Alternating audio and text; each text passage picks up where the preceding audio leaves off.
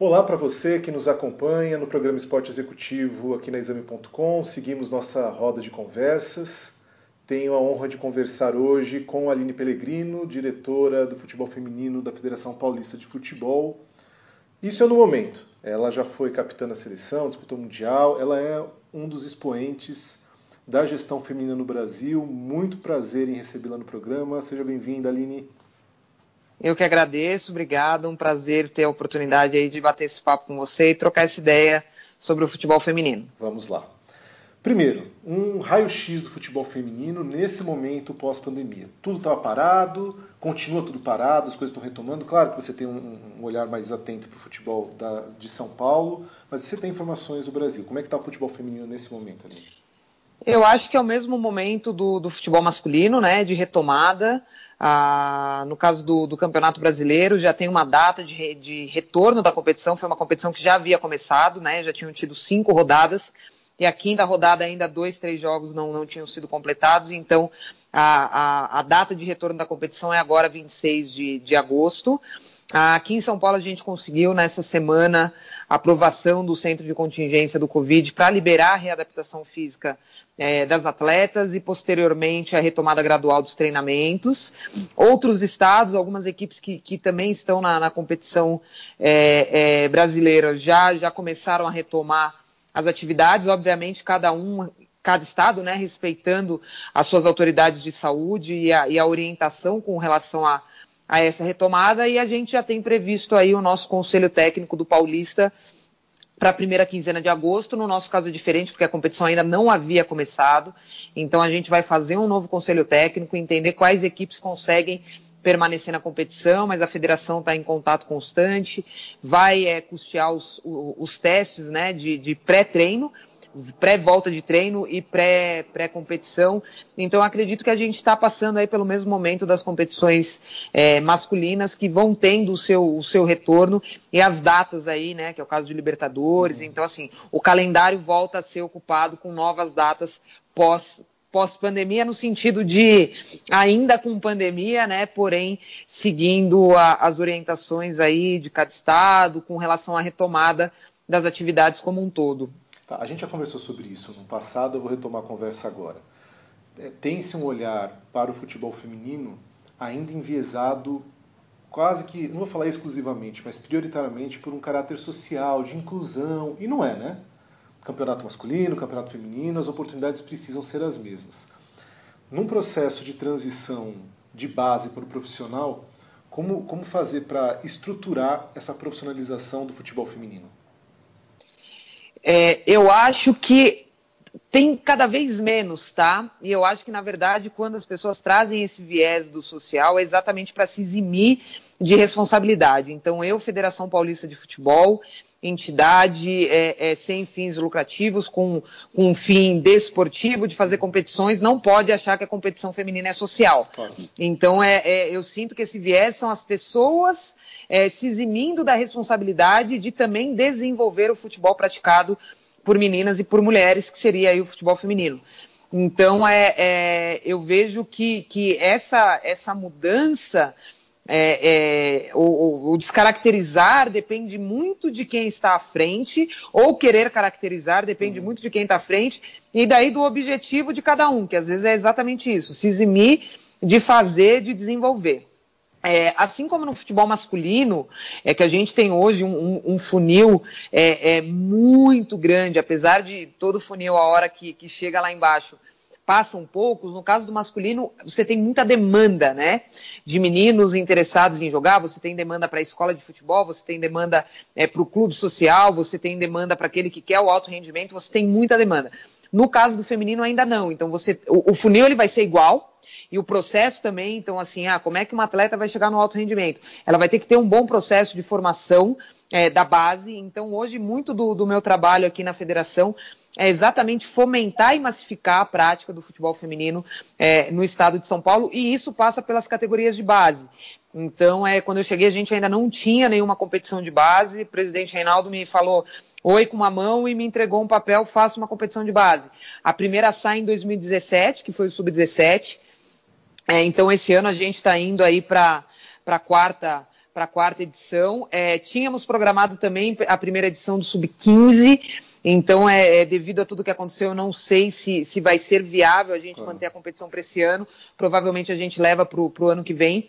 Mas tem também os festivais Sub-14 que já vem acontecendo, tem planejado um festival Sub-12. Então, eu acho que o caminho é esse. Não importa se hoje na nossa competição Sub-14 no festival a gente tem um número inferior do que é uma competição já do futebol masculino para a categoria Sub-15. O importante é que a gente tenha as competições de base, e aí os clubes vão vir, e os clubes vão aumentando a cada edição, e isso vai fomentando, vai ficando mais sólido, e a gente consegue entregar o mesmo processo do futebol masculino, de que essas meninas vão escolher, vão ver o futebol como uma profissão, e vai saber quais etapas tem que cumprir até chegar num grande clube do estado, um grande clube do Brasil, e sonhar com um grande clube do exterior, que já acontece muito, né? E aí tem um ponto, que a gente também conversou da outra vez. Pessoal, vou até explicar. A gente já tinha feito esse programa, deu um problema técnico, a gente vai ter que refazer. Eu vou abordar um ponto que eu achei muito interessante de sua explicação, porque eu aprendi muito naquela explicação. Nós temos um caminho que ele é encurtado no futebol feminino. Então, se no futebol masculino, pensando em São Paulo, são 4 divisões no profissional, tem as categorias de base. Para um homem se imaginar disputando a principal competição do estado, tem muitas etapas. No feminino, esse caminho está encurtado. O quanto que isso, de alguma forma, também pode iludir um processo de construção de uma profissional. Porque, poxa, nós estamos falando de profissionais que começam no seu trabalho e falam, talvez em 1 ano, 2 anos estejam disputando a principal competição estadual do Brasil. Como é fazer a construção desse lado profissional das atletas, Aline? A gente volta, né, nessa história do funil ali. Para os homens, em tese, é mais difícil, porém existe a oportunidade está ali para todos eles. Alguns vão conseguir ou não. O dar certo ou dar errado no final, o ter o sucesso ou não ter o sucesso no final, não passa pela oportunidade. No caso do feminino, o funil é menor, mas a oportunidade é menor também. Então, a chance da gente não conseguir esse sucesso, se a gente pegar lá, vamos tentar trazer para números aqui, você me ajuda na matemática. Tá bom. Vamos falar que 1000 meninos hoje têm a oportunidade, dentro desse funil, de seguir um processo de sonhar ser jogador de futebol e conseguir alcançar isso com êxito. Okay. Chegar numa grande equipe, São Paulo, Brasil. No caso das meninas, vamos falar que hoje a gente partiria de 50 meninas tentando fazer isso. Por uma questão de falta de oportunidade. Falta uma escola de futebol no bairro para ela jogar, falta um clube, como os grandes clubes que tem hoje, o futebol só olham dentro do clube para o futebol masculino e não para o futebol feminino. Então aí você vai pegar essas 50 meninas para esses 1000 meninos e vamos trilhar. Então, assim, no caso do menino, ele vai ter o 11, o 13, o 15, o 17. Do feminino, hoje em São Paulo, que a gente está falando de um dos principais estados, a gente vai falar de 15 e 17. Então, o 11 e o 13 já ficou para trás. E aí o masculino vai ter o 20, o 23. O feminino, hoje a gente pula do 17 para o adulto. Antes, na verdade, o pulo era de 15 direto para o adulto. Então, assim, vamos pensar que dos meninos ali, desses 1000, 10% vão chegar, a gente está falando de quantos? Se 10% chega a 100. Das meninas, se 10% chegar, a gente está falando de quanto? Então, assim, no fim das contas, por mais que o nosso funil seja menor, a gente tem uma facilidade, entre aspas, maior, no final isso não se reflete. A gente sempre vai estar falando de um número muito menor, porque falta oportunidade no começo, as mesmas oportunidades que os meninos têm. Ou seja, ganhar uma bola com 2 anos de idade. As meninas não vão ganhar uma bola com 2 anos de idade. Muitas meninas não vão ganhar uma bola, seja para chutar, seja para pegar com a mão. Então, o estímulo que é dado esportivo, não estamos nem falando de futebol, para o homem e para a mulher é totalmente diferente. A mulher vai ter uma evasão da atividade física muito maior que os homens. Então, assim, são vários fatores, na verdade, que culminam para que a gente não tenha um processo igual. Só que aí, a hora que chega lá no final...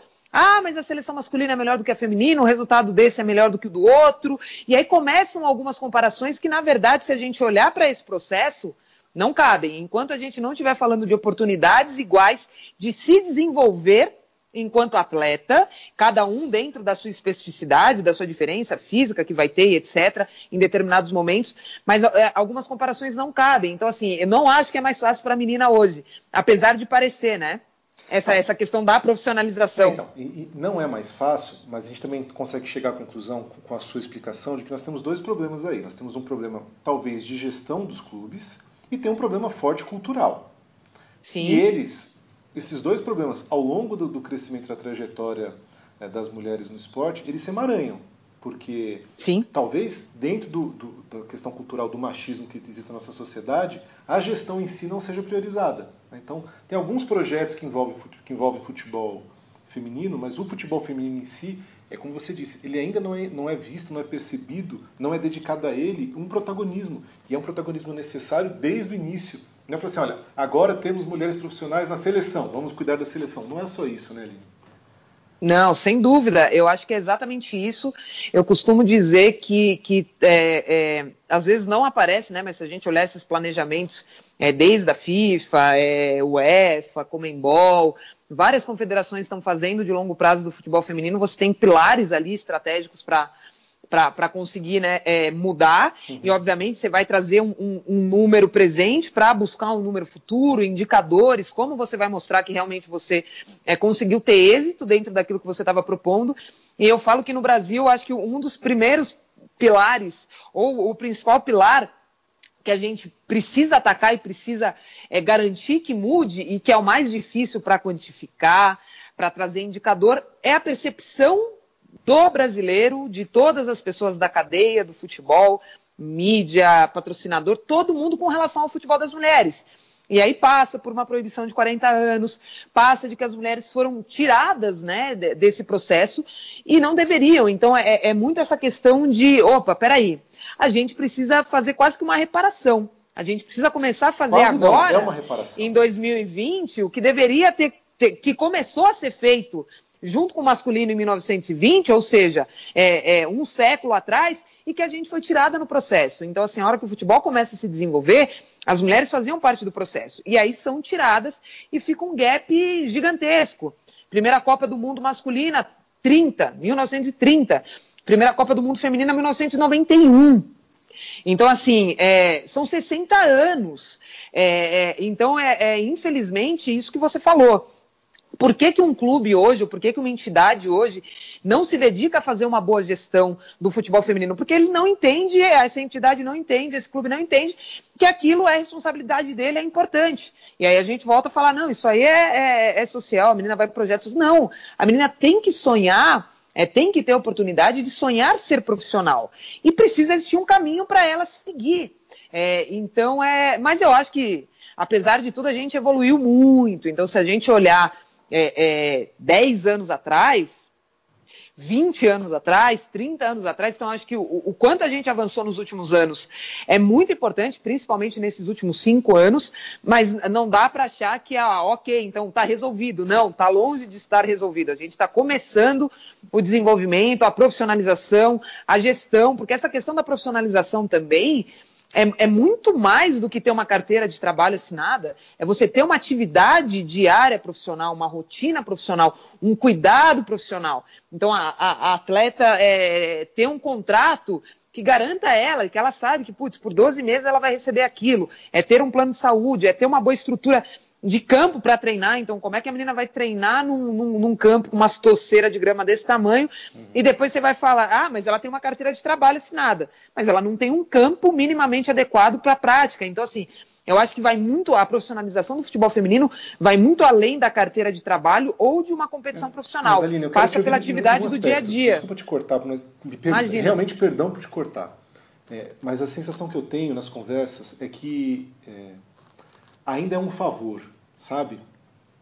Cuidar do futebol feminino. Estou falando de futebol feminino, porque a gente está falando de futebol, mas do esporte entre as mulheres de uma forma geral, ainda é um favor, e não é um favor, né? Quando você deixa muito claro que existe essa necessidade de reparação, ótimo, existe, e não é quase que, é uma reparação. E eu vejo muitas pessoas envolvidas com futebol Brasil afora que entendem assim, eu estou fazendo um favor de abrir aqui uma possibilidade. Isso não é um favor, ponto. Não é um favor. É uma visão muito, muito míope, e eu sei que é real para a maioria. Então, hoje, acho que se a gente tivesse também vamos dividir aí de um 100%, você tem talvez 50% nessa visão totalmente míope, distorcida, mas que a pessoa acredita de verdade que é isso, que estou ajudando, estou fazendo mais do que deveria. Você tem talvez ali uns 30% que estão fazendo o que deveria, mas ainda um pouco contrariado. Então, se pudesse, não estaria fazendo, mas assim, minimamente entendeu que eu tenho que fazer, e 20% que estão dentro de um processo real mesmo, de que assim, é minha obrigação, eu preciso fazer e desenvolver bem. Todas as categorias de um clube hoje de futebol são um ativo no sentido de gera um retorno? Não são todas.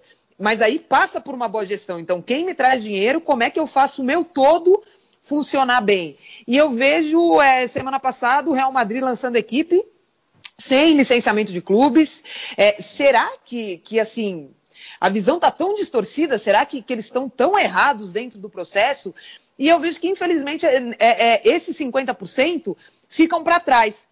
Mas esses 50% ficam fazendo força e atrasam o nosso processo de desenvolvimento como um todo, entendeu? Mas que é isso, daqui a pouco o rival vai ter o time, vai ter um engajamento com torcida, vai ter um engajamento com novos patrocinadores, com novos players, um reposicionamento de marca que às vezes se busca tanto, um reposicionamento de marca e às vezes a categoria feminina vai te dar esse reposicionamento e vai ficar para trás. Então, assim, infelizmente, ainda nos atrapalham, né? Aquela coisa do não tá afim, sai da frente. Não, ainda parece que tá um pouco... Muito acaba que atrapalha. Que não atrapalha. Mesmo estando atrás, atrapalha, sabe? Mas, assim, não impede em nada que as coisas aconteçam, vai ficar para trás. E aí, daqui 5 anos, a Aline vai estar falando de novo, tipo, putz, eu avisei. Eu vejo muita coisa quando eu cheguei na federação, alguns cursos que eu ministrava, caramba, das coisas que eu falava lá e aconteceram. Então, assim, não é possível. Minimamente, faça um benchmark. Tenha um olhar do seu universo, que é o futebol, e as mulheres estão ali. Olha o que a FIFA está fazendo. Olha o que os outros países estão fazendo. Será que está todo mundo errado e você está certo? Se ao final desta avaliação o diagnóstico for esse, siga o seu planejamento estratégico dessa forma. E aí, lá na frente, a gente vai ver o que vai acontecer. Quando a gente fala em uma modalidade feminina, seja do futebol ou outra, mas a gente está falando hoje de futebol feminino, nós temos colegas, amigas em comum, Thaís Picatti, a Júlia Vergueiro, e uma conversa com elas há pouco tempo atrás, elas me trouxeram que muita gente fala assim, não, olha, para facilitar o futebol feminino, diminui o gol, diminui o campo, tal. São comparações absurdas, sexistas, enfim.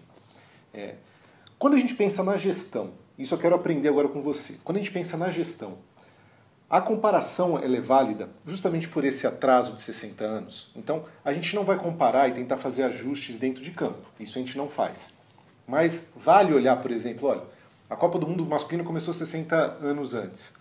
O que a gente pode olhar aqui para fazer diferente, justamente porque não deu certo? Não é tentar equiparar, porque não tem como equiparar alguma coisa que tem um atraso de 60 anos. Mas é válido olhar para esse passado para tentar corrigir erros. Porque se dentro do campo não vale a gente querer equiparar, porque não é que é melhor ou pior, são características diferentes de jogo. Como é no vôlei, como é no tênis, tem características diferentes, não é melhor ou pior. Mas na gestão, pode ter um melhor ou pior. Né? E você acha que Sim. Pelo fato de a gente estar vivendo um momento de profissionalização do esporte mais profundo, e o esporte feminino no Brasil está, eu vou usar nascendo porque, vamos lá, de 30 anos para cá ainda é um nascimento. Isso pode ser benéfico para que o desenvolvimento seja mais rápido da gestão? Não, sem dúvida. E a gente fala, né, futebol feminino é um erro, né? Porque, na verdade, o vôlei é masculino e feminino porque ele tem essas diferenças na regra. A rede é maior, o basquete tem diferença da cesta. Então, aí está o masculino e o feminino. No caso do futebol, não tem diferença nenhuma de regra. É o mesmo tempo, é a mesma metragem de campo, é o mesmo tamanho de trave. Então, o futebol, ele deveria ser só de homens e de mulheres, mas a gente tem uma série de problemas linguísticos, né, na nossa língua portuguesa de gênero, que vai só colocando ainda mais ingredientes para a gente tentar ficar resolvendo, porque há muito tempo... hoje menos, né? Porque eu já vi pelo menos acontecer diferente. Seleção brasileira ganha de 3-0. Na cabeça de todo mundo é o futebol e é dos homens. Jornal Nacional. Quando é das mulheres, aí coloca feminino. Aí vai ter que falar o feminino. Mas assim, mas deveria falar que é masculino. Sim, Seleção brasileira dos homens está jogando. Mas assim, fica para todo mundo que aquilo que está sendo falado não é nenhuma outra modalidade. O vôlei, o basquete é futebol e é dos homens. Então, eu acho que a gestão, ela está exatamente aí, e é função dela, é responsabilidade dela corrigir esse atraso de 60 anos, que você não vai corrigir em 6, mas no menor tempo possível. E aí são os mecanismos que a gente pode fazer. Que eu tenho que investir mais, eu tenho que dar mais visibilidade. Então, assim, aí você tem que ter uma gestão assertiva para diminuir. A Copa do Mundo ano passado, que tanto se fala. Mas vai ver quanto tempo a FIFA começou a trabalhar essa Copa do Mundo. Ela começou a trabalhar essa Copa do Mundo em 2016. Porque ela já viu uma Copa em 2015 no Canadá. Opa, peraí, eu posso fazer isso aqui muito melhor. E foi uma Copa que foi trabalhada em 4 anos. Então, assim, e aí é parte da gestão trabalhar isso muito bem. Eu tenho certeza que em 2023... apesar de tudo que a França fez, Nova Zelândia e Austrália vão entregar a maior Copa da história. E eles começam a entrar no processo do masculino, né? Não importa para onde vá daqui 4 anos, vai ser maior e vai ser melhor do que foi a última Copa. O próprio Infantino fala, tem se discutido a Copa feminina de 2 em 2 anos, assim como é na categoria de base, né? No feminino você tem o 17, o 20 acontecendo ali de 2 em 2 anos. Eu tenho dúvida. Se você me perguntar, eu cravaria isso? Não sei. Mas também a gestão faz parte do erro e acerto, né? Você vai usar a estratégia e vai vendo se isso vai dando certo ou não. Então, eu acho que uma estratégia hoje, pode até dar errado. O que não pode não ter estratégia. Sim. E aí, quem tem hoje a responsabilidade de pensar estrategicamente são as gestões de federações, de clubes, de confederações, entendendo e assumindo a sua responsabilidade para com o futebol das mulheres. E você tem uma das responsabilidades que você mencionou agora, uma delas é sua em relação ao futebol feminino no estado de São Paulo. Fomentar e massificar, aumentar o número de competições. Se eu aumentar o número de competições, aumenta o número de clubes disputando. Então você vê, a gente tinha em 2016 mais ou menos 370 jogadoras registradas na federação. Com o campeonato sub-17 pela primeira vez, isso pula para 700. O ano passado a gente tinha mais de 1.000 atletas registradas, então a gente está saindo de 370 para 1.000 atletas, porque a gente aumentou a competição. E a gente tem que aumentar ainda mais clubes vão entrar dentro dessa competição. Vamos fazer peneira, vamos fazer festival, vamos tentar mudar essa percepção, pensando num festival misto. Precisa trabalhar, precisa pensar ações, ter plano de ações vários e colocar isso em prática. A mudança ela vai acontecer. Até porque a gente parte do nada, né? A gente parte do zero. Então eu falo que também não está tão difícil de falar, a Aline é maravilhosa. Não, gente. Não estou fazendo nada de diferente, não inventei nada. Tudo, as ações são coisas que fazem, parte do futebol e a gente precisa adaptar, não precisa adaptar, qual é o melhor momento de colocar em prática? Aline, com todo respeito, você é maravilhosa. O trabalho que você vem fazendo é muito bom. É muito bom. E eu quero te perguntar justamente nesse sentido. Se você olha para os seus pares em outras federações, Brasil afora, são poucas as mulheres num cargo de liderança esportiva nacional. Você se sente eventualmente mais cobrada por isso ou o inverso? Justamente pelo que você falou, não, tem aqui um caminho, sou uma das poucas, dá uma liberdade maior. Como que você se sente em relação a isso? Eu vejo bem dessa forma, sabe? É muito difícil você falar de um trabalho que, infelizmente, hoje você tem poucas mulheres fazendo mesmo, poucas... Então, assim, aquilo. Tudo que a gente faz, de repente, vira o melhor do mundo porque não tem nada acontecendo. Isso, de uma certa forma, é ruim, mas, assim, também, se tem uma coisa que o Brasil sabe fazer, é futebol, e faz futebol. Então, eu não estou vindo aqui inventar um futebol, eu estou colocando em prática o futebol que eu vivi, que eu aprendi como atleta, como técnica, como supervisora, que eu estudei, que eu estou me capacitando. Então as pessoas sabem, precisa talvez não ter, quando eu falo ter Alines, não é nem a mulher e nem a figura da é ter aquela pessoa que é o ponto focal e que está 100% focada em desenvolver o futebol feminino, seja dentro do clube, seja dentro da federação, seja onde for. Então, acho que porque aí a coisa vai acontecer, minimamente você vai sair da inércia. Então, precisam ter essas pessoas, independente de quem seja, que estejam ali 100% focadas. Eu estou aqui, ó, meu e-mail está aqui atrás, está correndo um monte de coisa. A1, A2, aquilo é mais... Opa, isso aqui é feminino. Não tem como passar nenhum e-mail por mim, porque eu só estou preocupada nisso. O meu foco está totalmente nisso. Então, precisam ter essas pessoas. Enquanto não tiver, a pessoa vai resolver por demanda. Primeiro o A1 masculino, depois o A2, depois o A3. Aí eu vou olhar o feminino. Então, precisam ter os departamentos, e às vezes não precisa ter um departamento com 10 pessoas. Até porque já tem as estruturas dos outros departamentos. Hoje na federação sou eu e a Lorena, mas sou eu, a Lorena, o departamento de competições, o departamento de marketing, o departamento de... toda a estrutura da federação, trabalhando também para as demandas do departamento feminino. Então eu tenho eu preciso montar um departamento de futebol feminino. Não, você precisa ter uma pessoa. E essa pessoa vai demandar para os outros departamentos o que eles precisam ter de atenção com o futebol feminino. Eu, evidentemente, não vou te colocar numa saia justa, mas você tem experiência do campo, tem experiência fora do campo, agora trabalha bem na gestão do maior campeonato estadual do país. Para onde vai a Aline profissional? Tem desejos, tem sonhos outros de crescimento, de ampliação para o futebol feminino?